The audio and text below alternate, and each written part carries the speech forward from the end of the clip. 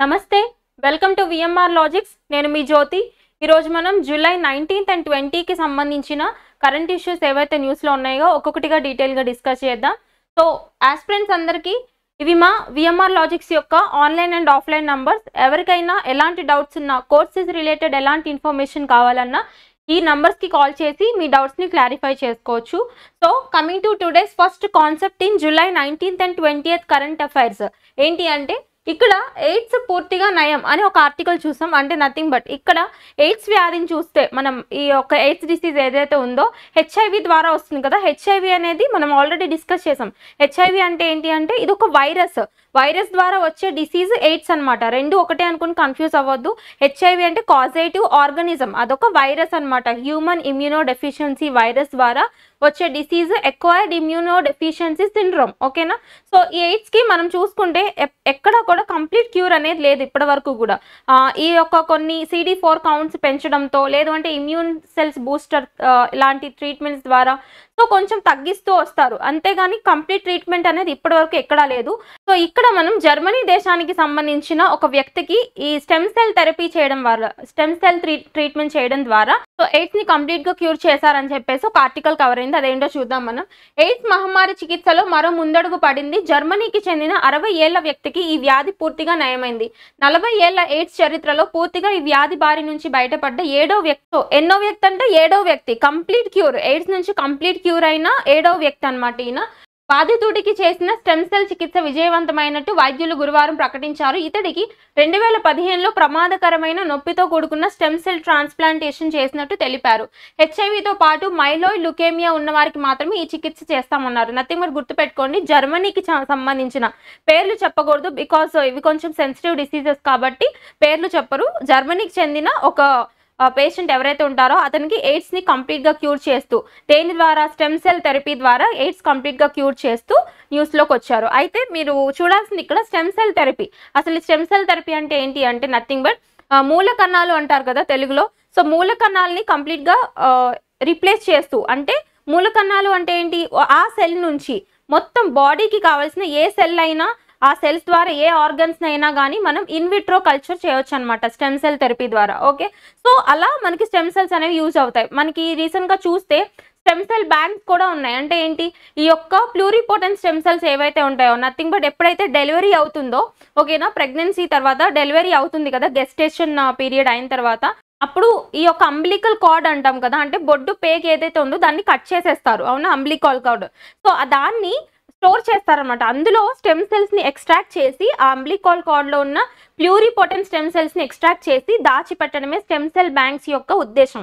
వాటి వల్ల యూజ్ ఏంటి అంటే ఆ ప్లూరిపోటెంట్ స్టెమ్ సెల్స్ యొక్క కెపాసిటీ ఎలా ఉంటుంది అంటే ఆ స్టెమ్ సెల్ నుంచి బాడీలో కావాల్సిన ఏ సెల్స్ నైనా మళ్ళీ ల్యాబ్ లో సింథసైజ్ చేయొచ్చు ఓకేనా ప్రేరేపించి సింథసైజ్ చేయొచ్చు ఓకే అలా స్టెమ్ సెల్ థెరపీ ద్వారా ఇక్కడ హెచ్ఐవిని కూడా అంటే ఎయిడ్స్ ని కూడా ట్రీట్ చేస్తూ న్యూస్ లోకి వచ్చారు జస్ట్ గుర్తుపెట్టుకోండి సరిపోతుంది అండ్ నెక్స్ట్ రిజర్వేషన్లపై బీహార్ హైకోర్టు తీర్పు రాజ్యాంగ విరుద్ధం సుప్రీంకోర్టులో జస్టిస్ ఈశ్వరయ్య పిటిషన్ ఇక్కడ బీహార్ రాష్ట్ర ప్రభుత్వం మొత్తం ఈ యొక్క ఎడ్యుకేషనల్ ఇన్స్టిట్యూషన్స్ లో పాపులేషన్ బేసిస్ మీద 65% రిజర్వేషన్ ఇవ్వాలి అని చెప్పేసి చేసిన తీర్మానం ఏదైతే ఉందో దాన్ని బీహార్ అంటే నథింగ్ బట్ బీహార్ హైకోర్టు ఎక్కడుంది పాట్నా కదా సో పాట్నా హైకోర్టు ఆ యొక్క 65% రిజర్వేషన్స్ ఏవైతే ఉంటాయో దాన్ని రాజ్యాంగ విరుద్ధం అని చెప్పేసి కొట్టేసింది అనమాట ఆ యొక్క కాన్సెప్ట్ అంటే ఆ ప్రొవిజన్ ఏదైతే ఉందో 65% రిజర్వేషన్స్ ఇవ్వడాన్ని కొట్టేసింది పాట్నా హైకోర్టు సో దీన్ని ఛాలెంజ్ చేస్తూ జస్టిస్ ఈశ్వరయ్య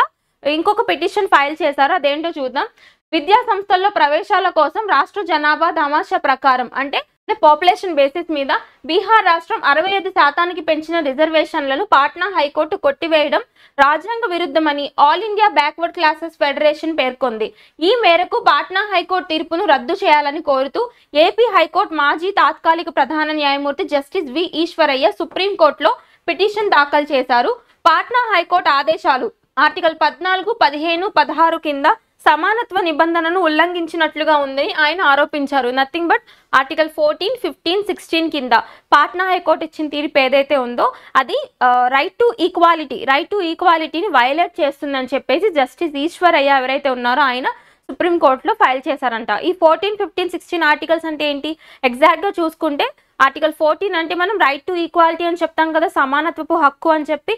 నెక్స్ట్ 15 ఓవరాల్గా చూసుకుంటే 15లో ఈ యొక్క ఎడ్యుకేషనల్ ఇన్స్టిట్యూషన్స్లో ఎక్కడా కూడా ప్రవేశానికి సంబంధించి ఈ డిస్క్రిమినేషన్ చూపించకూడదు, అంటే భేదం చూపించకూడదు. దేని ప్రకారం? Caste, creed, race, religion, birth, ఈ 5 అంశాల మీద ఎక్కడ డిస్క్రిమినేషన్ చూపించకూడదు ఒక మనిషికి సంబంధించి అని ఓవరాల్గా 15లో చెప్తాం మనం. ఇంకొంచెం డీటెయిల్గా చూస్తే class 1, class 2, class 3, class 4, class 5, class 6 విడివిడిగా చూసుకోవాలి మనం. అండ్ నెక్స్ట్ ఆర్టికల్ 16 వచ్చేసి ఎగ్జాక్ట్గా చూసుకుంటే మనం ఈ పబ్లిక్ ఎంప్లాయ్మెంట్ నథింగ్ బట్ ప్రభుత్వ ఉద్యోగాల్లో రిజర్వేషన్లకు సంబంధించి ఆర్టికల్ 16లో చూస్తాం కదా, అక్కడ కూడా ఎక్కడ డిస్క్రిమినేషన్స్ చూపించకూడదు అని చెప్పి. సో అట్లా ఈ యొక్క ఆర్టికల్స్ పాలిటీలో భాగంగా చూడండి, కాన్స్టిట్యూషన్లో ఇన్ డీటెయిల్గా చదవండి, సరిపోతుంది. అండ్ నెక్స్ట్ వన్, ముస్లిం వివాహ చట్టం రద్దుకు అస్సాం ఆమోదం.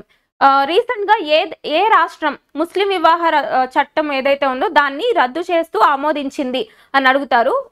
రాష్ట్రం ఏంటి అంటే అస్సాం. అసలు ఏంటో స్క్రిప్ట్ చూద్దాం మనం. ముస్లిం వివాహాలు విడాకుల రిజిస్ట్రేషన్ చట్టం నిబంధనలు 1935 ఎన్నో ఇయర్ 1935లో రద్దు చేసేందుకు అస్సాం కేబినెట్ గురువారం ఆమోదం తెలిపింది. కొన్ని పరిస్థితుల్లో వివాహ అర్హత వయసు కన్నా తక్కువ వయసు గల వారికి పెళ్లి చేయడానికి ఈ చట్టం అనుమతిస్తుంది. వివాహం, విడాకుల రిజిస్ట్రేషన్లో సమానత్వాన్ని తీసుకురావడానికే ఈ చట్టాన్ని రద్దు చేస్తున్నట్లు ముఖ్యమంత్రి హిమంత బిశ్వ శర్మ తెలిపారు. అస్సాం ముఖ్యమంత్రి ఎవరు అంటే హిమంత బిశ్వ శర్మ ఉన్నారు కదా. అయితే వాళ్ళ ఉద్దేశం ఏంటి అంటే ఈ ముస్లిం మ్యారేజ్ యాక్ట్ ఏదైతే ఉందో 1935 ఇక్కడ పేర్కొన్న మ్యారేజ్ యాక్ట్ ఏదైతే ఉందో ఇది ఏం చేస్తుందంటే దీంట్లో ఉన్న కొన్ని సెక్షన్స్ వల్ల ఏంటి అంటే డిసడ్వాంటేజ్ ఏంటంటే కొన్ని సార్లు ఈ యొక్క వివాహ వయస్సు యాక్చువల్గా చూసుకుంటే ఎట్ ప్రెసెంట్ 18 ఇయర్స్ కదా, 21 ఇయర్స్ అని ప్రపోజల్ ఉంది, కానీ అది ఇంకా పెండింగ్లో ఉంది. ఓకేనా? సో మళ్ళీ చూడాలి మనం పెరుగుతుందేమో. సో ఎట్ ప్రెసెంట్ అయితే విమెన్ మ్యారేజ్ ఏజ్ వచ్చేసి 18 ఇయర్స్ కదా. అయితే కొన్ని సార్లు ఈ చట్టంలోని కొన్ని సెక్షన్స్ వల్ల ఏమవుతుందంటే ఈ మినిమం 18 ఇయర్స్ కూడా రాకముందే పెళ్లిళ్ళు చేస్తున్నారంట. ఓకే, అలాంటి వాటికి అనుమతిస్తుంది ఇలాంటి చట్టం. సో ఇలాంటి చట్టం వల్ల ఈ మ్యారేజెస్లోను, డివోర్సెస్లోను ఈక్వాలిటీ అనేది నశిస్తుంది. అందరికీ ఈక్వల్గా ఒక లా ఉండాలి కదా అని చెప్పేసి అస్సాం గవర్నమెంట్ అనేది ఈ చట్టాన్ని రద్దు చేయడం జరిగింది. జస్ట్ గుర్తుపెట్టుకోండి, ముస్లిం వివాహ చట్టం ఏ ఇయర్ అంటే 1935, దాన్ని రద్దు చేస్తూ రీసెంట్గా న్యూస్లోకి వచ్చిన స్టేట్ ఏంటి అని అడుగుతారు. అస్సాం రాష్ట్రానికి సంబంధించిన ముఖ్యమంత్రి, చీఫ్ మినిస్టర్ ఎవరు అంటే హిమంత బిశ్వ శర్మ గారు. ఓకేనా? Next, scientist at the Indian institute of technology Guwahati. Nothing but ఇక్కడ ఐఐటి న్యూస్ అనమాట. ఐఐటి గౌహతి అనేది న్యూస్లోకి వచ్చింది. ఎక్కడుంది ఇది? అస్సాం. ఐఐటి గౌహతి వచ్చేసి అస్సాం క్యాపిటల్ గౌహతి కదా. So have made great progress in understanding the biochemistry of the African swine fever virus. Nothing but ఇక్కడ ఒక డిసీజ్ అనేది న్యూస్లోకి వచ్చింది అండ్ ఒక ఐఐటి అనేది న్యూస్లోకి వచ్చింది. రెండింటిని లింక్ చేసి చూడండి.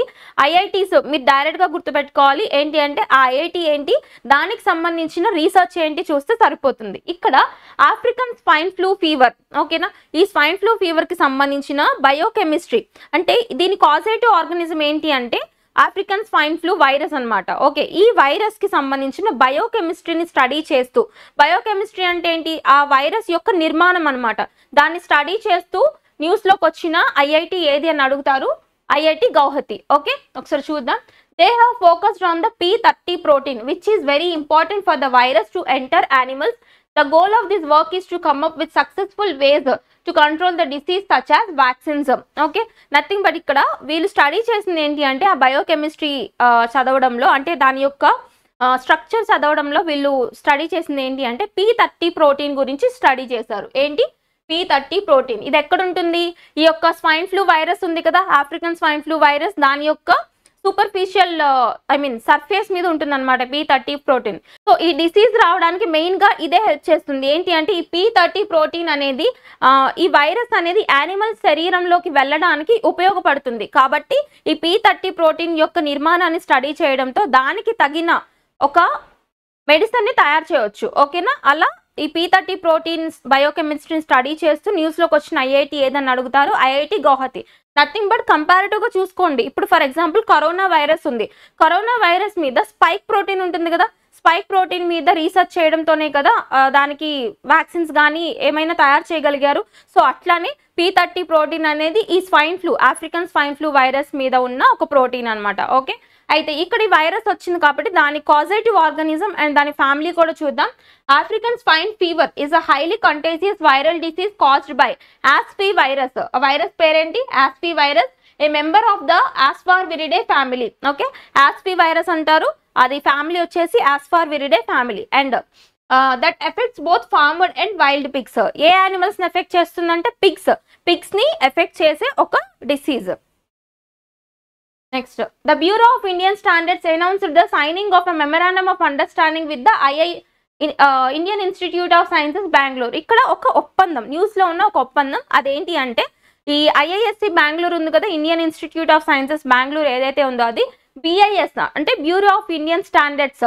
మనకి BIS హాల్మార్క్ అని చెప్పేసి ఒక స్టాండర్డ్స్ వేస్తూ ఉంటారు కదా, సో ఈ బ్యూరో ఆఫ్ ఇండియన్ స్టాండర్డ్స్ ఒక ఒప్పందం కుదుర్చుకుంది. అదేంటి అంటే ఈ BIS కి సంబంధించిన ఒక చైర్ అంటే ఒక స్పెషల్ రీసెర్చ్ వింగ్ అన్నమాట. ఎక్కడ ఏర్పాటు చేయబోతున్నారు అంటే IISc బెంగళూరులో ఏర్పాటు చేయబోతున్నారు. అది న్యూస్ అన్నమాట, డైరెక్ట్ గా గుర్తుపెట్టుకోండి.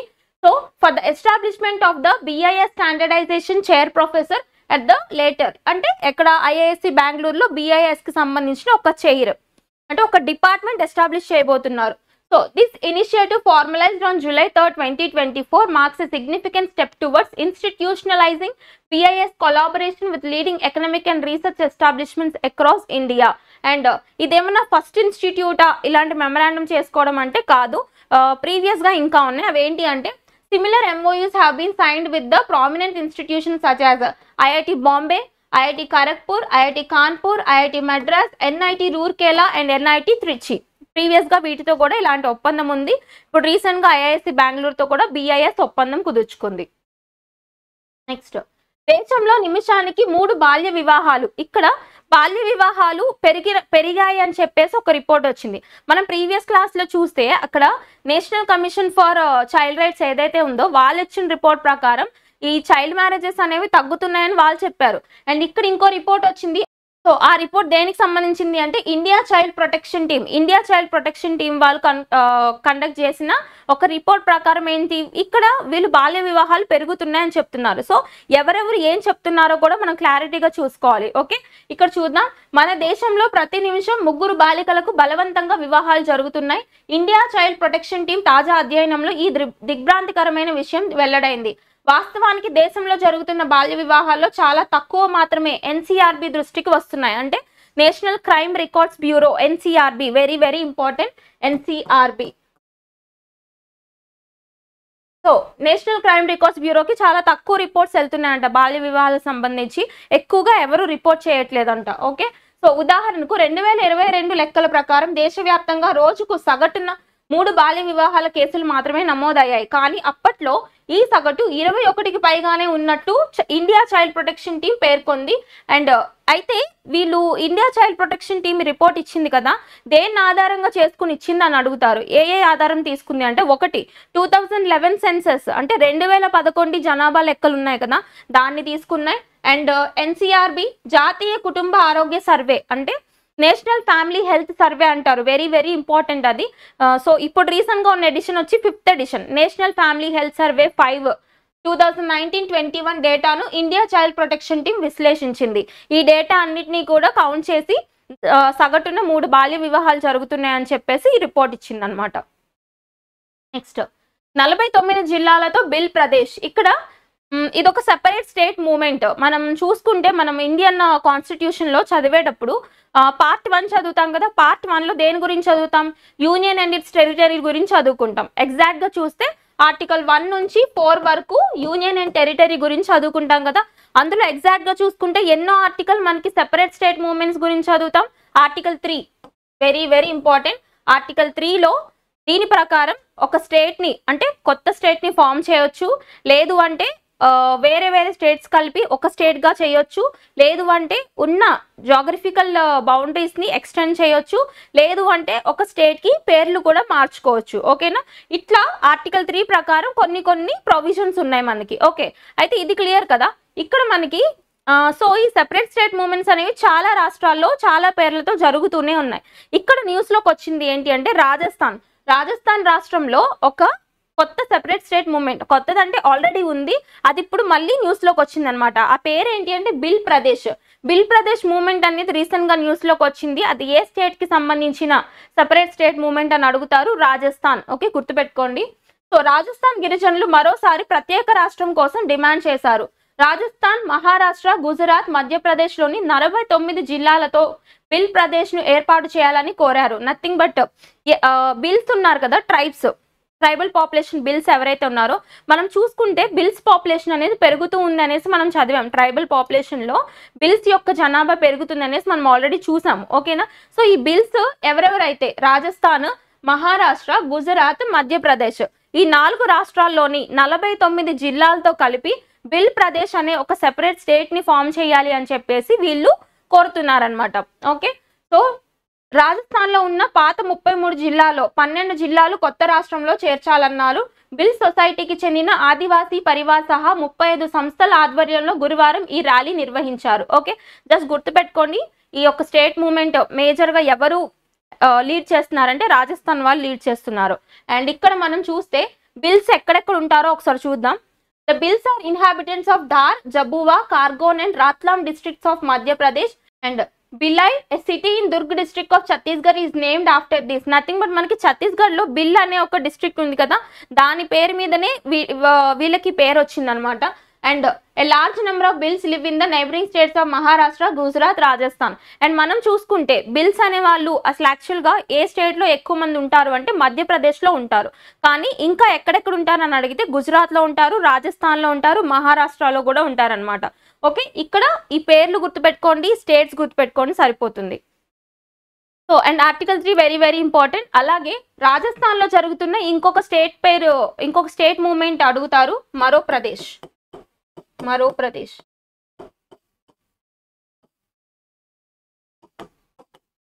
ప్రదేశ్ అనేది ఒక సెపరేట్ స్టేట్ మూవ్మెంట్ ఏ రాష్ట్రంలో జరుగుతుంది అని అడగొచ్చు, రాజస్థాన్లో జరుగుతుంది అనమాట. ఈ పేరు కూడా గుర్తుపెట్టుకోండి. అండ్ నెక్స్ట్ వన్, రోబోలకు జీవకళ. ఇదేంటి అంటే సైన్స్ అండ్ టెక్నాలజీకి సంబంధించిన ఒక కాన్సెప్ట్ అనమాట. ఇన్నోవేషన్స్కి సంబంధించి ఏంటి అంటే ఇప్పుడు యాక్చువల్లీ రోబోస్ తయారు చేస్తుంటారు కదా, రోబోస్కి వాళ్ళు ఈ యొక్క ఫేస్ కానీ బాడీ పార్ట్స్ కానీ వేటితో అమరుస్తారు, ఏమైనా మెటల్స్తో అమరుస్తారు. అయితే ఇక్కడ ఏంటి అంటే రోబోస్కి సంబంధించి ఫేస్ ఏదైతే ఉందో దాన్ని హ్యూమన్ స్కిన్తో తయారు చేస్తూ ఒక ఇన్నోవేషన్ వచ్చింది. అదేంటో చూద్దాం మనం. రోబోలకు జీవకళ జోడించే దిశగా జపాన్ శాస్త్రవేత్తలు, ఏ దేశం? జపాన్ శాస్త్రవేత్తలు కీలక ముందడుగు వేశారు. ఈ మరమనుషుల ముఖాలకు సజీవ చర్మ కణజాలాన్ని అతికించేందుకు ఒక విధానాన్ని కనుగొన్నారు. దీనివల్ల సౌందర్య ఉపకరణాలు, వైద్య శాస్త్రంలోనూ ప్రయోజనాలు ఉంటాయి. టోక్యో విశ్వవిద్యాలయ శాస్త్రవేత్తలు ఈ ఘనత సాధించారు. ఓకే, వీరు మానవ చర్మ కణాలతో ఒక ముఖాన్ని వృద్ధి చేశారు. లిగమెంట్ తరహా సాధనాలతో దాన్ని సాగేలా చేసి చిరునవ్వు ముఖ కవలికను సృష్టించారు. ఓకే, నథింగ్ బట్ జపాన్కి సంబంధించిన టోక్యో యూనివర్సిటీ వాళ్ళు ఎవరైతే ఉన్నారో రోబోలకి హ్యూమన్ స్కిన్ సెల్స్తో ఒక చర్మాన్ని తయారు చేశారనమాట. గుర్తుపెట్టుకోండి, ఇది మనకి బ్యూటీ ప్రోడక్ట్స్ ఇన్వెన్షన్కి అలాగే మెడికల్ ఫీల్డ్లోనూ ఇది యూస్ అవుతుంది అనమాట. నెక్స్ట్ వన్, లోక్సభ ముందుకు 6 బిల్లులు. ఇక్కడ లోక్సభ డిస్కషన్ జరుగుతున్నాయి కదా, వాటికి కొత్తగా ఒక 6 బిల్స్ అనేవి లోక్సభలో ప్రవేశపెట్టబోతున్నారు అనమాట. అంటే బిల్స్ అంటే ఏంటి? చట్టంగా మారక ముందు డిస్కషన్స్ కోసం ప్రవేశపెట్టేవి బిల్స్. ఓకే, సో ఈ బిల్స్ మీద డిస్కషన్ జరిగి 2 సభలు యాక్సెప్ట్ చేసి దాని మీద ప్రెసిడెంట్ కూడా సైన్ చేస్తే అది ఒక చట్టంగా బయటకు వస్తుంది. ప్రెసిడెంట్ సైన్ చేసే ఆర్టికల్ ఎంత? ఆర్టికల్ 111. ఓకే, ఆర్టికల్ 111 ప్రకారం ప్రెసిడెంట్ కూడా సైన్ చేస్తే అది ఒక చట్టంగా ఫామ్ అవుతుంది కదా. సో ఇది మనకి చట్టంగా ఫామ్ అయ్యే ఒక ప్రక్రియ. అయితే ఇప్పుడు లోక్సభ ముందుకు ఒక 6 కొత్త బిల్స్ ప్రవేశపెడుతున్నారంట. అవేంటో చూద్దాం మనం. సో ఈ నెల 23 నుంచి ఆగస్టు 12 వరకు బడ్జెట్ సమావేశాలు నిర్వహించనున్న విషయం తెలిసిందే. మంగళవారం ఉదయం 11 గంటలకు ఆర్థిక మంత్రి నిర్మలా సీతారామన్ 2024-25 బడ్జెట్ ప్రవేశపెట్టిన తర్వాత మనం చూసాం 23వ తారీఖున ఈ నెల 23వ తారీఖున కేంద్ర బడ్జెట్ ని ప్రవేశపెట్టబోతున్నారు కదా. 2024కి 25కి సంబంధించిన ఫుల్ బడ్జెట్ ని ప్రవేశపెట్టబోతున్నారు. మనం డీటెయిల్ గా డిస్కస్ చేద్దాం దాని గురించి. సో ఫైనాన్స్ బిల్లును 2024ను తీసుకొస్తారు. First of all finance bill తీసుకొస్తారు. ఇక్కడ ఆర్టికల్ చూడండి, finance bill article 117. Okay, finance బిల్ని తీసుకొస్తారు.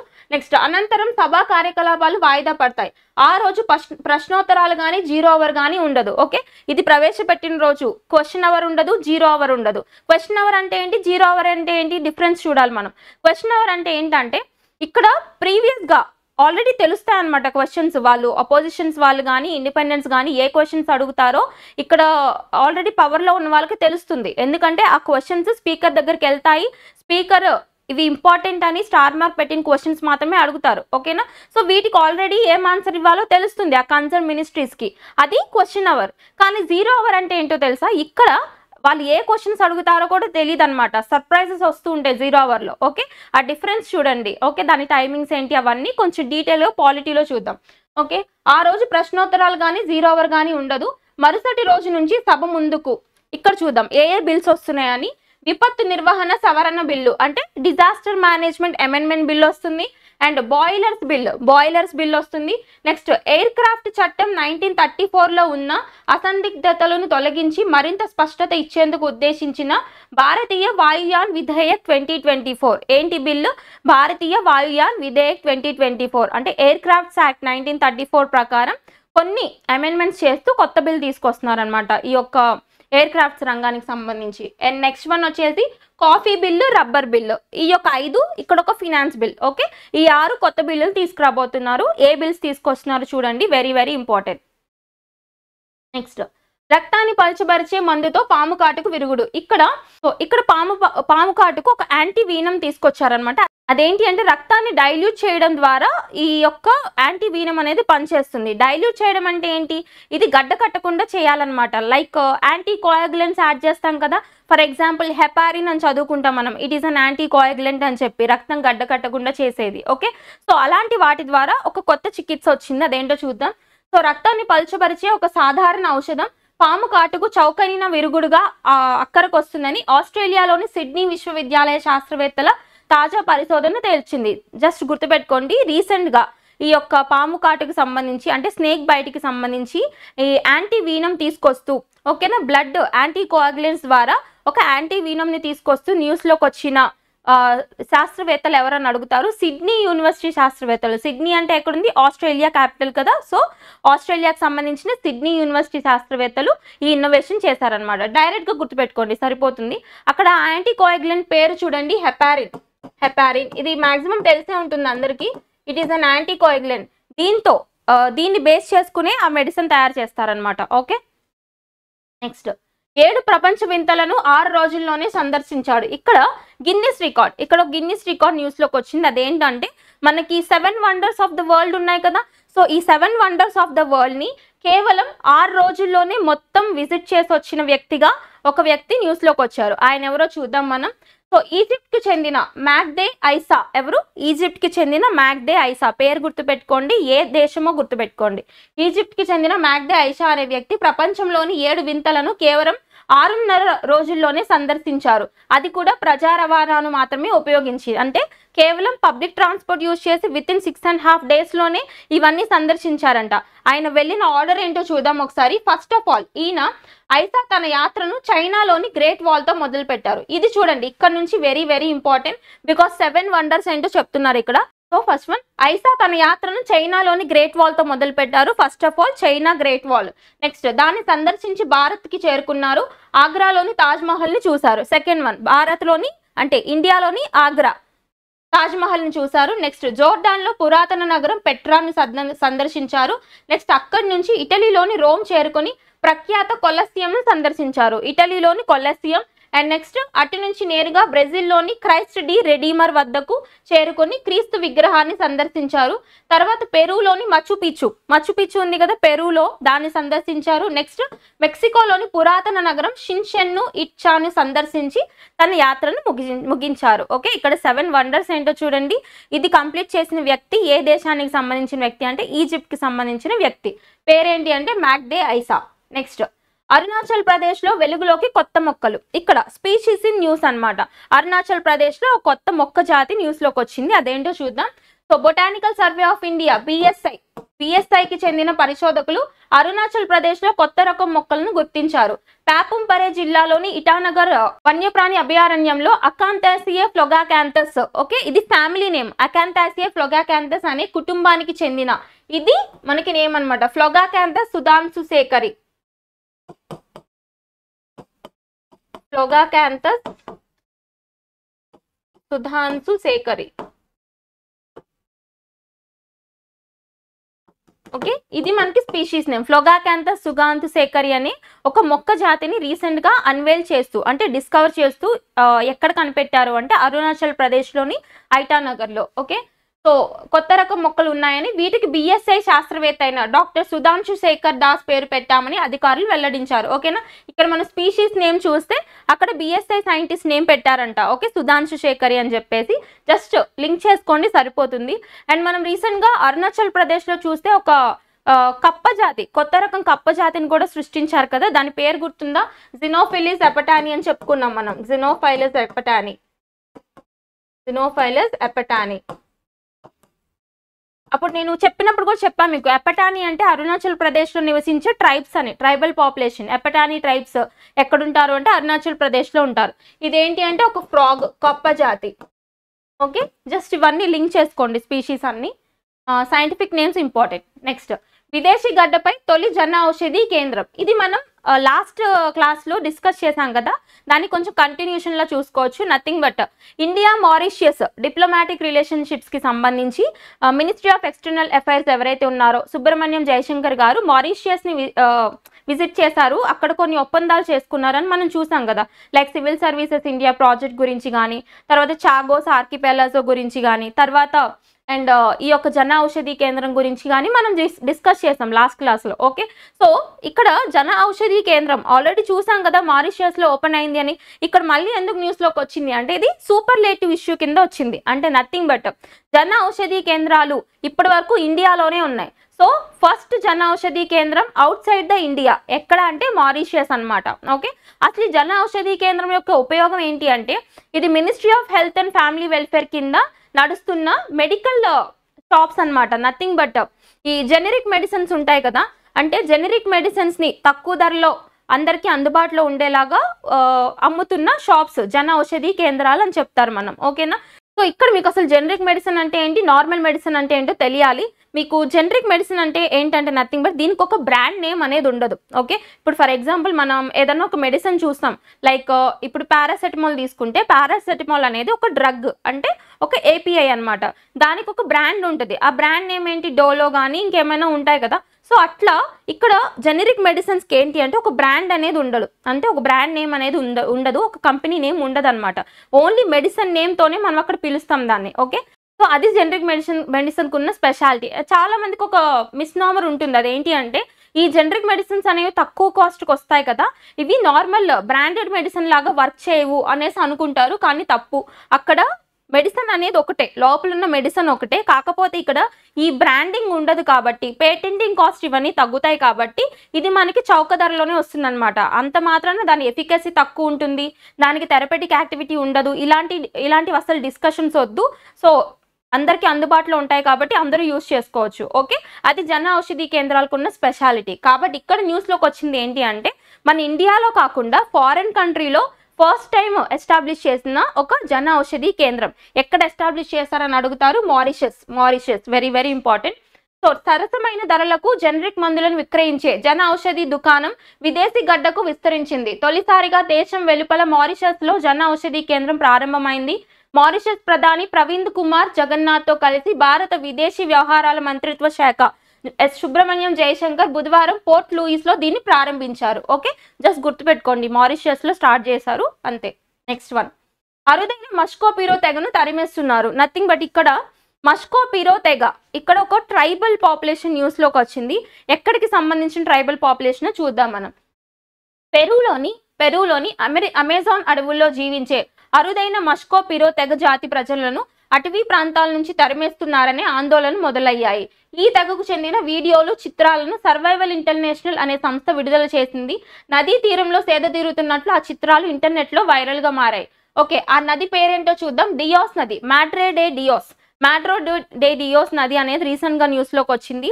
అది ఏ కాంటినెంట్లో ఉంది అంటే South America. Okay, South American కాంటినెంట్లో ఉన్న ఒక నది అనమాట.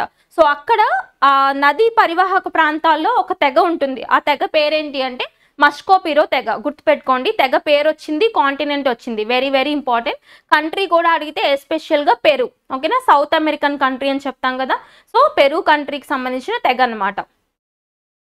Next one, the Indian Institute of Spices Research IISR has received the Best Technology Award for its pioneering work in the field of horticultural sciences. ఇక్కడ ఒక అవార్డ్ న్యూస్లోకి వచ్చింది. అదేంటి అంటే బెస్ట్ టెక్నాలజీ అవార్డ్ ఎవరికి వెళ్ళింది అంటే ఐఐఎస్ఆర్ అంటే Indian institute of spices research. మనకి ఐకార్ ఉంది కదా, Indian council of agricultural research అని చెప్తాం. దీని కింద నంబర్ ఆఫ్ ఇన్స్టిట్యూట్స్ ఉంటాయి అగ్రికల్చర్లో భాగంగా. ఏంటి, టొబాకో బోర్డ్ అని చెప్పేసి, స్పైసెస్ బోర్డ్ అని చెప్పి, tea board, rubber board, coffee board, ఇట్లా నంబర్ ఆఫ్ బోర్డ్స్ ఉంటాయి కదా. వాటిలో స్పైసెస్ రీసెర్చ్కి సంబంధించిన ఒక ఇన్స్టిట్యూట్ అనమాట. ఎక్కడుంది కూడా అడుగుతారు, very very important. Kozhikode Kerala. మీరు అబ్జర్వ్ చేస్తే కేరళ అనేది స్పైసెస్కి ఫేమస్ మనకి ఇండియాలో, అవునా. సో స్పైసెస్ రీసెర్చ్కి సంబంధించిన ఇన్స్టిట్యూట్ ఎక్కడుందంటే కోజికోడ్ కేరళలో ఉంది. వీళ్ళకి ఇప్పుడు ఒక అవార్డు వచ్చింది. అదేంటి అంటే బెస్ట్ టెక్నాలజీ అవార్డు అనేది రావడం జరిగింది హార్టికల్చరల్ సైన్సెస్లో భాగంగా. ఓకే, సో దేనికి గాను, ఏ ఇన్నోవేషన్ గాను వాళ్ళకి అవార్డు వచ్చిందో చూద్దాం.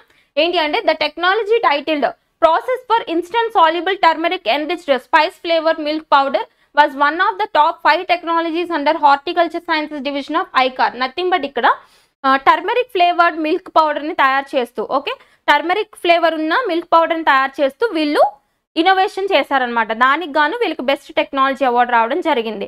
అయితే ఈ అవార్డ్స్ ఇవ్వడానికి ఆ వేదిక ఏంటి అంటే ఐకార్ ఉంది కదా, Indian council of agricultural research ఉంది కదా, దీనికి సంబంధించిన ఫౌండేషన్ డే సెలబ్రేషన్స్ అనమాట. ఓకే, ఆ సెలబ్రేషన్స్ ఎప్పుడో చూద్దాం. So ICAR 96th foundation day celebration 16th July 1929. ఎప్పుడు ఫామ్ అయింది అది యాక్చువల్లీ July 16th 1929. గుర్తుపెట్టుకోండి డేట్స్ అన్ని, అవి నేషనల్ ఇన్స్టిట్యూషన్స్ కాబట్టి important. 16 July 1929 of the ICAR in new Delhi. Okay, ఈ సందర్భంగా ఈ అవార్డుని ప్రదానం చేయడం జరిగింది. ఓకే, నెక్స్ట్, ఒకే భూభాగంగా భారత్ తూర్పు అంటార్క్టికా అంటే ఇక్కడ ఏంటి అంటే ఇండియా అండ్ ఈస్టర్న్ అంటార్క్టికా వచ్చేసి ఇంతకు ముందు ఒకే భూభాగంగా ఉండేవని చెప్పేసి ఒక రీసెర్చ్లో వెల్లడైందనమాట. అది ఎవరు చేశారో చూద్దాం. రీసెర్చ్ మిలియన్ సంవత్సరాల క్రితం తూర్పు అంటార్క్టికా భారత్ కలిసి ఉన్నాయనే వాదనలు ఉన్నాయి. 2 చోట్ల ఏర్పడిన పురాతన రాతి నిర్మాణాల పైన చేపట్టిన జియాలజీ పరిశోధనల ఆధారంగా దీన్ని నిర్ధారించారు. హైదరాబాద్లోని ఎవరు చేశారు అంటే హైదరాబాద్లోని NGRI national geographical research institute ఉంది కదా. సో హైదరాబాద్లోని జాతీయ భూభౌతిక పరిశోధన సంస్థ శాస్త్రవేత్తలు కొత్తగా జియోఫిజిక్స్ కృత్రిమంగా సృష్టించిన భూకంపనాల పరిశోధనలతో అంటార్క్టికా భారత్ ఉపఖండం 2.6 బిలియన్ సంవత్సరాల క్రితం నుంచి గోండ్వానా కాలం 542 మిలియన్ సంవత్సరాల వరకు పక్కపక్కనే ఉన్నాయని నిర్ధారించారు. తర్వాత మనం చూసుకుంటే మనకి ఈ యొక్క distribution of oceans and continents theories ఉంటాయి కదా, మనకి ఫిజికల్ జాగ్రఫీలో చదువుకుంటాం మనం. ఏంటి అంటే ఎప్పటి నుంచి ఈ ఖండాలు, తర్వాత ఈ సముద్రాలు ఇవన్నీ ఎలా ఫామ్ అయ్యాయని చెప్పేసి మనం చదువుకుంటాం డిస్ట్రిబ్యూషన్ ఆఫ్ ఓషన్స్ అండ్ కాంటినెంట్స్లో. అక్కడ మనకి ఫేమస్ థియరీ ఒకటి ఉంది. అదేంటి అంటే ప్లేట్ టెక్టోనిక్ థియరీ అని చదువుతాం. అంటే ఇవన్నీ కూడా, ఇన్ని ఖండాలు కూడా మొత్తం అన్నీ కూడా ఇంతకు ముందు కలిసే ఉండేవి. ఆ మధ్యలో వచ్చిన ప్రకంపనల కారణంగా ప్లేట్స్ కింద విడిపోయి ఇవన్నీ ఇలా సెపరేట్ అయినాయి. ఇన్ని కాంటినెంట్స్ కింద సెపరేట్ అయ్యి మధ్యలో ఉన్న ప్యాంతాలాస అంటే సూపర్ ఓషన్ ఏదైతే ఉందో ఈ మధ్యలో మొత్తం వాటర్ ఫిల్ చేసి ఇన్ని ఓషన్స్ కింద ఫామ్ అయింది అని చెప్పి మనం జాగ్రఫీలో ఒక థియరీ చదువుకుంటాం. ఓకే, సో ఆ థియరీ ప్రకారం చూసుకుంటే ఇంతకు ముందు ఇండియా అండ్ ఈస్టర్న్ అంటార్క్టికా కలిసి ఉండేవి, అవి ఇప్పుడు విడిపోయాయి అని చెప్పేసి ఎవరు రీసెర్చ్ చేసి కనుక్కున్నారంట? NGRI రీసెర్చ్ సైంటిస్టులు ఎవరైతే ఉన్నారో హైదరాబాద్ బేస్డ్ NGRI వాళ్ళు కనుక్కున్నారంట. జస్ట్ గుర్తుపెట్టుకొని సరిపోతుంది. దీన్ని మనం కొంచెం బ్యాక్గ్రౌండ్కి ఫిజికల్ జాగ్రఫీలో ఉన్న డిస్ట్రిబ్యూషన్ ఆఫ్ ఓషన్ అండ్ కాంటినెంట్స్ని లింక్ చేసుకుని చదువుకోవాలి. ఓకే, అక్కడ థియరీస్ ఇంపార్టెంట్ మనకి. ఏంటవి? ఒకటి కాంటినెంటల్ డ్రిఫ్ట్ థియరీ, తర్వాత sea floor spreading theory,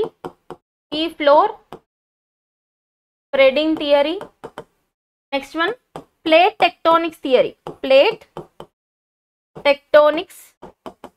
theory. Okay, ఇట్లానే మనం చదువుకోవాలి. ఇది న్యూస్లోకి వచ్చింది కాబట్టి దీని బ్యాక్గ్రౌండ్ ఏంటి, అసలు ఎక్కడికి వెళ్ళి చదువుకోవాలి మనం అంటే స్టాటిక్ పోర్షన్లో ఫిజికల్ జాగ్రఫీలో distribution of oceans and continents అనే చాప్టర్ ఉంటుంది మనకి. అక్కడ ఈ థియరీస్ అనేవి చాలా చాలా ఇంపార్టెంట్, మనకి ఖచ్చితంగా క్వశ్చన్స్ వస్తాయి ఇక్కడ నుంచి. ఈ థియరీస్ చదవండి, very very important. Okay, and next one, Ivory Coast, Cote d'Ivoire has recently become the 53rd party to the 1992 UN Water Convention, officially known as the Convention on the Protection and Use of Transboundary Water Courses and International Lakes. ఇక్కడ ఈ యొక్క transboundary waters, international lakes ఏవైతే ఉంటాయో అంటే అంతర్జాతీయ జలాలు ఉంటాయి కదా, వీటికి సంబంధించి ఒక వాటర్ ట్రీటీ ఉంది. వాటిని పీస్ఫుల్గా యూజ్ చేసుకోవడం, తర్వాత వాటిని సస్టైనబుల్గా వాడుకోవడం, ఓకే, వాటిని ఎటువంటి పొల్యూషన్ లేకుండా యూజ్ చేసుకోవడానికి ఒక ట్రీటీ ఉంది. ఆ ట్రీటీ ఏంటి అంటే 1992లో చేసుకున్న United nation water convention treaty అనమాట. ఓకే, దాంట్లో చేరిన 53వ దేశంగా ఐవరీ కోస్ట్ అనేది వార్తల్లో నిలిచింది. డైరెక్ట్గా గుర్తుపెట్టుకోండి, the 53rd country to enter in to the UN water treaty ఏది అని అడుగుతారు, ఐవరీ కోస్ట్ అనమాట. కోట డి ఐవర్ అని కూడా పిలుస్తారు. అయితే ఇక్కడ ఇంకోటి ఏంటి అంటే this accession marks Ivory Coast as 10th African nation to join the treaty.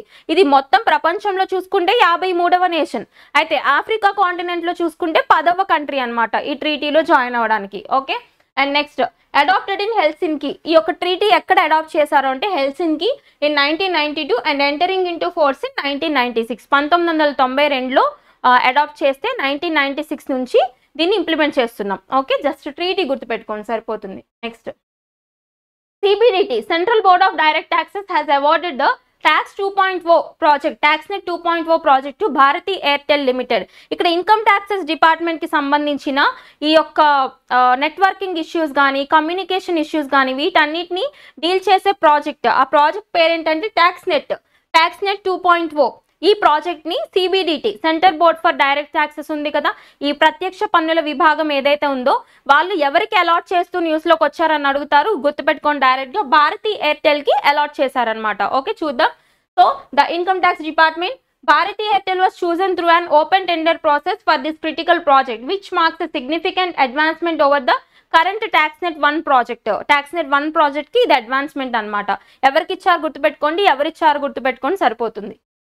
Next, Dasarathi పురస్కారానికి Andasri ఎంపిక. ఇక్కడ ఒక అవార్డ్ న్యూస్లోకి వచ్చింది, అదేంటి అంటే దాశరథి అవార్డు ఎవరికి వెళ్ళింది, శ్రీకృష్ణదేవరాయ తెలుగు భాషా నిలయం ప్రదానం చేస్తున్న మహాకవి దాశరథి కృష్ణమాచార్య సాహిత్య పురస్కారం 2024. ఏంటా పురస్కారం, దాశరథి కృష్ణమాచార్య సాహిత్య పురస్కారం 2024కు ప్రజా వాగ్గేయకారుడు అందశ్రీని ఎంపిక చేసినట్లు భాషా నిలయం గౌరవ కార్యదర్శి ఉదయవర్లు గురువారం తెలిపారు. 23న సుల్తాన్ బజార్ భాషా నిలయం ఆడిటోరియంలో ఈ జ్ఞాపికతో సత్కరిస్తామన్నారు. జస్ట్ అవార్డు ఎవరికి వచ్చిందో గుర్తుపెట్టుకోండి, తర్వాత ఎవరిస్తున్నారో గుర్తుపెట్టుకోండి సరిపోతుంది. శ్రీకృష్ణదేవరాయ యూనివర్సిటీ అనమాట.